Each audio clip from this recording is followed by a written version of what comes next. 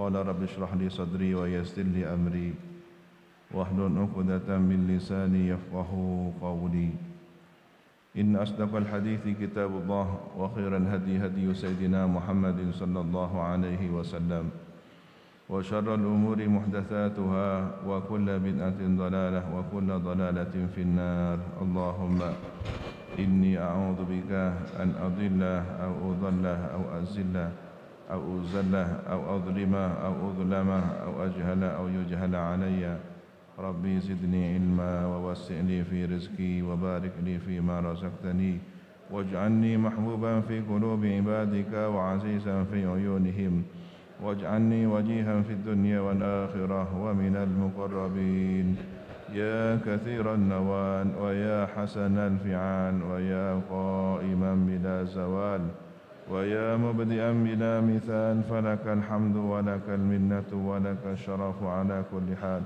وصلى الله على سيدنا محمد وعلى آله وصحبه وسلم والحمد لله رب العالمين أما بعد وبسند المتصل إلى الإمام الفقيه الأصولي النحوي المفسر جلال الدين محمد بن أحمد بن محمد بن إبراهيم المحلي وإلى الإمام الحافظ المؤرخ الأديب المحقق المدقق جلال الدين عبد الرحمن بن أبي بكر بن محمد بن سابق الدين الخدير السيوطي رحمه الله تعالى ونفعنا بهما وبعلومهما وبأسرارهما وبأسرار سائر الصالحين اللهم افتح لنا فتوح العارفين اللهم انفعنا بما علمتنا وعلمنا الذي ينفعنا وزدنا علما والحمد لله على كل حال إلى تفسير قوله تعالى أعوذ بالله من الشيطان الرجيم يعتذرون إليكم إذا رجعتم إليهم قل لا تعتذروا لن نؤمن لكم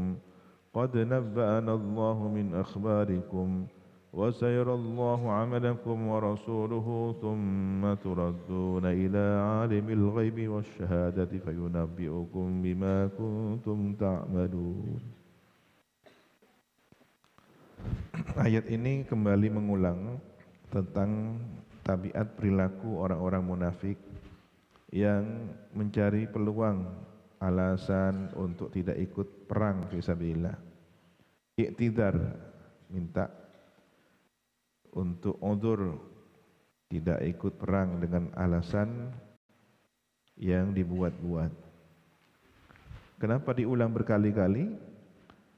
Berarti ini persoalan yang sangat penting diperhatikan, menunjukkan betapa buruknya perangai mereka. Ya'tadiruna ilaikum, meminta atau memberikan uzur alasan siapa mereka munafikin, ilaikum, kepada kamu sekalian.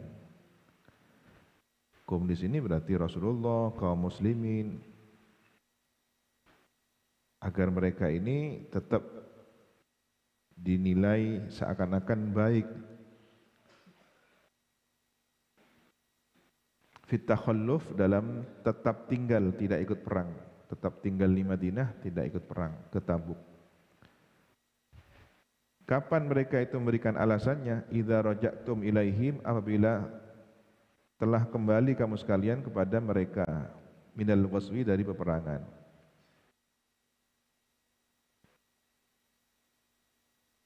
Jika perlu mereka memberikan alasan lebih dahulu sebelum ditanya. Jadi sebelum ada pertanyaan, kenapa kok tidak ikut perang? Kalau perlu ya ngasih alasan dulu, mohon maaf kami ini begini, begini dan begitu semuanya. Tidak lain hanyalah sebuah apologis ya, atau membuat sebuah nalar argumentasi yang membela diri. Kul, katakanlah wahai Nabi, lahum, kepada mereka munafikin, la ta'tadiru, janganlah kalian memberikan alasan, memberikan minta uzur. Lan nu'mina lakum, sama sekali kami tidak percaya kepada kamu sekalian. Lan nu'mina lakum, sama sekali kami tidak percaya kepada kamu sekalian.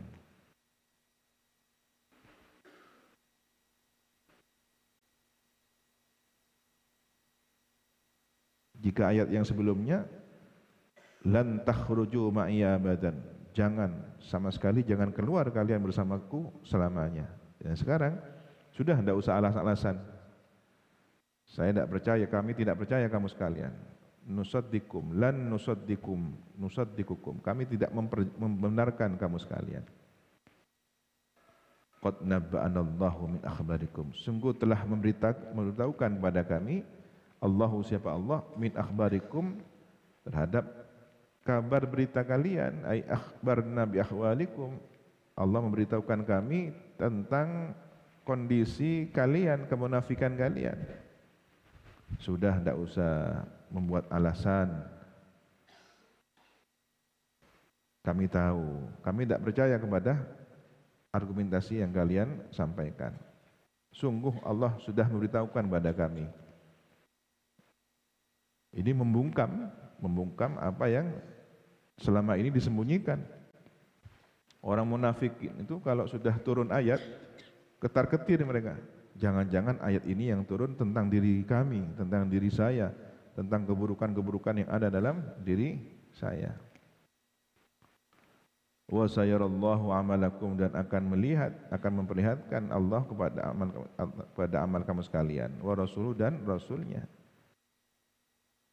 Amal keburukan itu, tsumma turaduna bil ba'tsi, kemudian dikembalikan kamu sekalian dengan dibangkitkan, ila alimil ghaibi, pada alimil ghaibi, kepada zat yang maha mengetahui kegaiban, wasyahadah, dan yang tampak terang. Ai Allah, akan dihadapkan pada Allah. Fayunabbiukum, kemudian memberitahukan Allah kepada kamu sekalian, bima kuntum ta'malun, terhadap apa yang dahulu ada kamu sekalian ta'maluna berbuat. Fayujazikum, kemudian membalas Allah kepada kamu sekalian, alaihi, atas ma kuntum ta'malun. Nanti di akhirat akan diperlihatkan apa sebenarnya yang ada dalam hati orang-orang munafikin ini.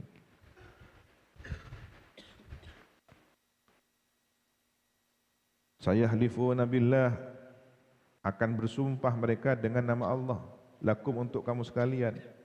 Idzan qalabtum, apabila telah pulang kalian, raja'tum, telah kembali kalian, ilaihim, kepada mereka, min Tabuk, dari perang Tabuk. Sudah disiapkan dah, nanti ketika orang muslimin datang, kita sumpah bahwa kita ini punya alasan yang bisa dibenarkan. Beralibi. Ini orang-orang karakter ganda semacam ini pintar membuat alibi. Kami pada waktu itu sedang demikian sehingga udzur tidak bisa ikut perang ke Tabuk. Padahal kasak kusuk di antara mereka saling memprovokasi. Buat apa ikut perang? Hanya menyia-nyiakan harta benda, menyia-nyiakan nyawa saja, mati sia-sia, kepanasan lagi. Nah, ini kasak kusuk mereka ini dibeberkan, diperlihatkan oleh Allah Subhanahu wa taala.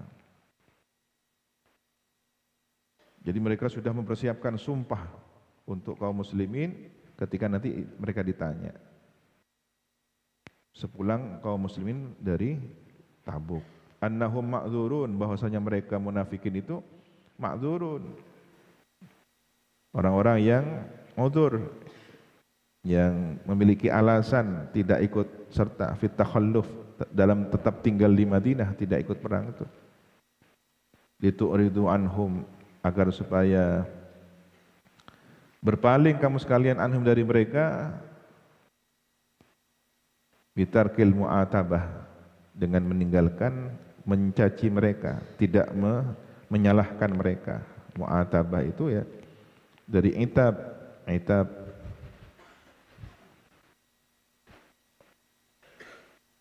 mu'atabah dari kata itab, disalah-salahkan, dicaci maki. Kenapa kamu kok tidak ikut perang? Dicela. Jadi mu'atabah itu mencela, memarahi, mencela, menyinggung, disindir-sindir. Mereka itu tidak mau, ya, ingin terhindar dari itu. Maka sumpah, demi Allah kami tidak ikut perang karena alasan ini dan ini. Fa'aridu anhum, maka berpalinglah kalian dari mereka. Orang-orang mukmin diperintah untuk berpaling dari mereka munafikin itu. Innahum rijsun, sesungguhnya mereka itu kotor, qadarun, kotor. Li khubthi batinihim, karena buruknya batin mereka. Kotor maknawi, kotor mentalnya, batinnya, karena menyimpan nifak, menyimpan kemunafikan.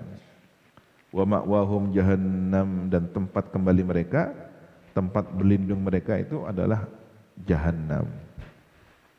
Jazaa'an bima kanu yaksibun, sebagai balasan terhadap apa yang dahulu mereka perbuat. Yaksibuna, perbuat sama mereka. Yahlifuna lakum, bersumpah mereka untuk kamu sekalian, litardau anhum, agar supaya ridha kalian kepada mereka. Ya, orang yang terkecoh, oh ya, kamu sedang ini ya, kamu sedang ada urusan, tidak bisa ikut perang. Ya, saya memaklumi. Itu yang mereka harapkan, agar tidak dicaci, tidak dicela, tidak disindir, tidak didiamkan dengan bentuk mendiamkan yang penuh dengan sindiran. Ada kan orang didiamkan itu untuk sebagai bentuk sindiran. Soker keng kaangkui tarbiyah, sop aja sadar. Jadi orang yang sudah terjangkit penyakit munafik itu pada tingkat tertentu memang harus didiamkan. Cek ajak penta, cek laja. Karena ketika diberi respon tambah menjadi lagi, merasa sudah dapat peluang untuk dipercaya lagi dan mengulangi. Ada peluang untuk melakukan kemunafikannya, dia akan mengulangi seperti itu. Ini sudah, kalau sudah penyakit nifaknya sudah akut, kronis. Kita berbicara tentang kenifakan yang sudah kronis ya, bukan munafik yang pada level ringan. Kalau orang yang kena penyakit fasik, nifak pada tahap yang levelnya ringan masih bisa disembuhkan dengan taubat, lalu sadar diri dan tidak mengulangi perbuatannya itu. Fa in tardau anhum, maka jika rela kamu kepada mereka, fa innallaha la yarda 'anil qaumil fasikin, maksudnya Allah tidak ridha, tidak rela terhadap kaum yang fasik. Ai anhum, terhadap mereka. Artinya kenapa orang-orang mukmin ini kok ridha kepada orang munafikin? Allah saja tidak ridha kepada kaum fasikin ini. Sudah, jangan pedulikan. Mungkin karena faktor kekerabatan, faktor hubungan emosional yang cukup dekat. Tidak enak ya, itu orang-orang kan teman saya, teman niaga saya, mitra saya dalam perdagangan. Akhirnya disikapi baik lagi. Nah ini jangan karena urusan duniawi kemudian berbaik-baik lagi. Tidak. Allah saja tidak ridha kepada orang-orang yang fasik semacam ini. Wala yanfa'u ridhakum ma'a sukhtillah, dan tidak bermanfaat kerelaan kamu sekalian bersama murkanya Allah. Apa manfaatnya? Kalau berharap mudah-mudahan Allah memberikan kebaikan kepada mereka, Allah saja sudah tidak ridha. Apa manfaatnya?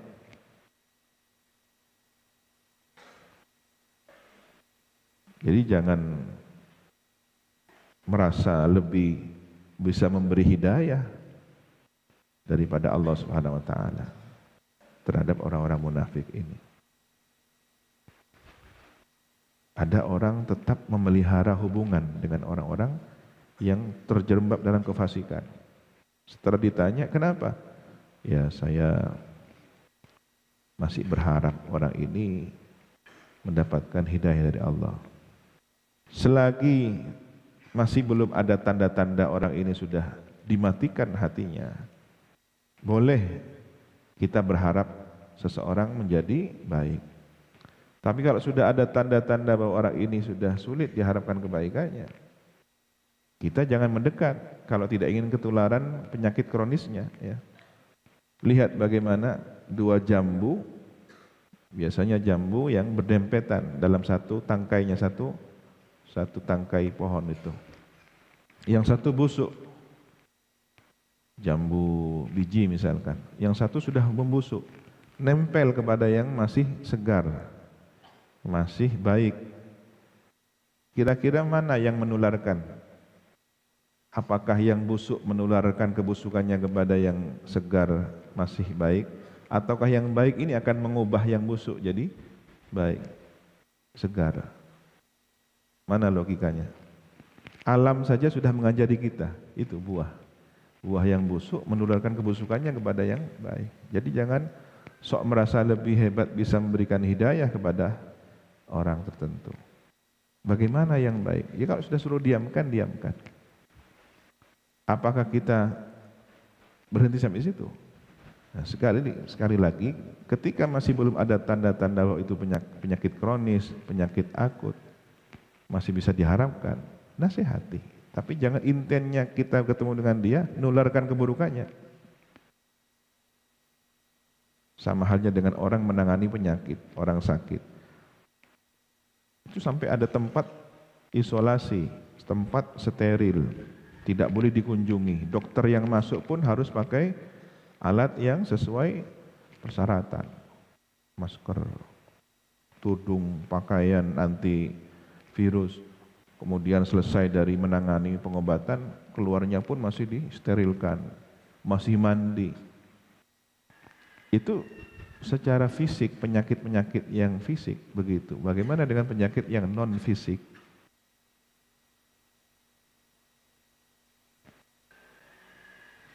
Orang yang bisa menangani penderita penyakit kronis itu dokter-dokter hebat.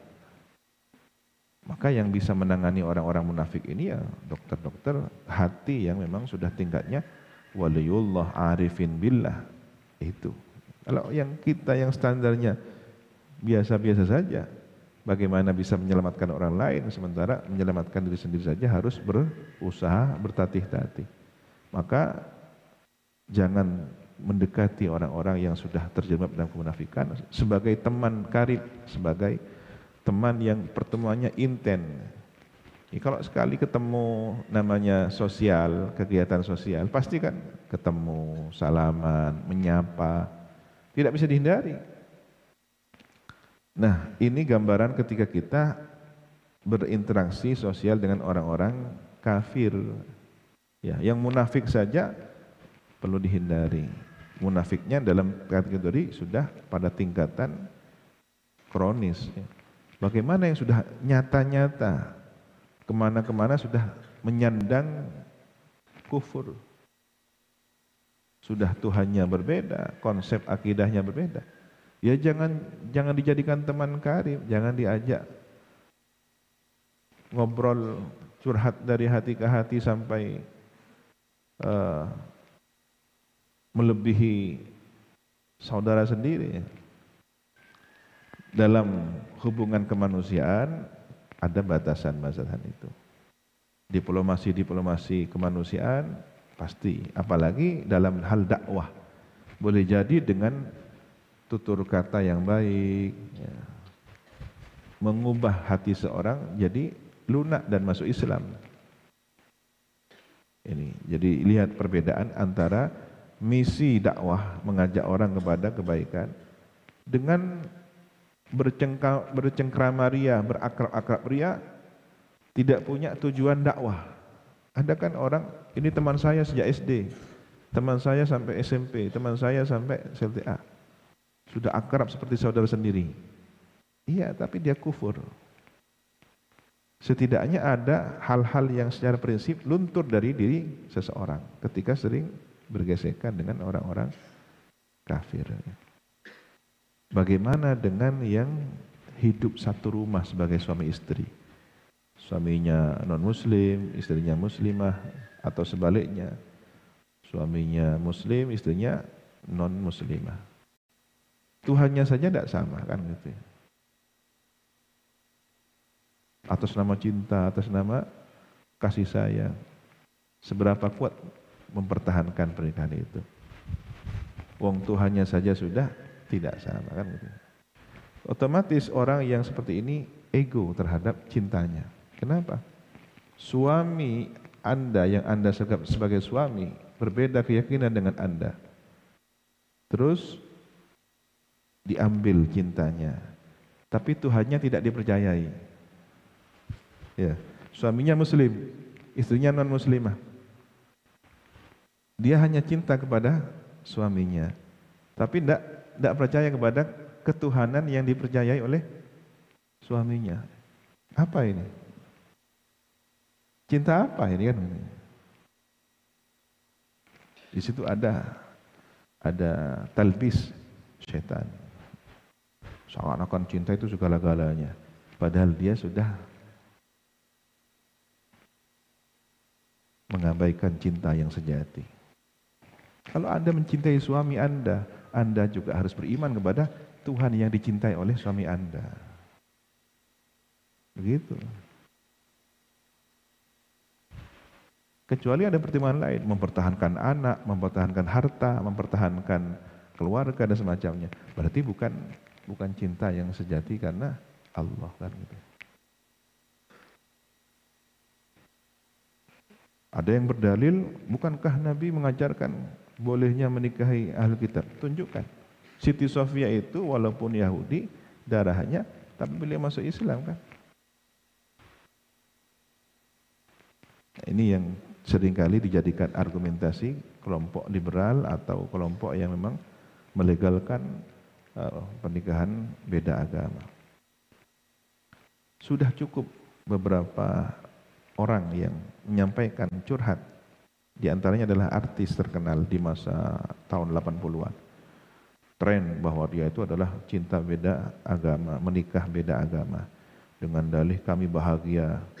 Tapi suatu ketika di tahun 2000-an datang umrah, mampir ziarah ke pondok kami di Rusaifah. Dia nangis, dia minta doakan saya, doakan anak-anak saya agar supaya tidak ikut ibunya yang non muslim itu. Karena tiap hari didoktrin dan terus dipengaruhi. Yang katanya silahkan nanti anak pertama ikut bapaknya, anak kedua ikut ibunya. Tidak bisa. Ada dominasi pengaruh yang kuat.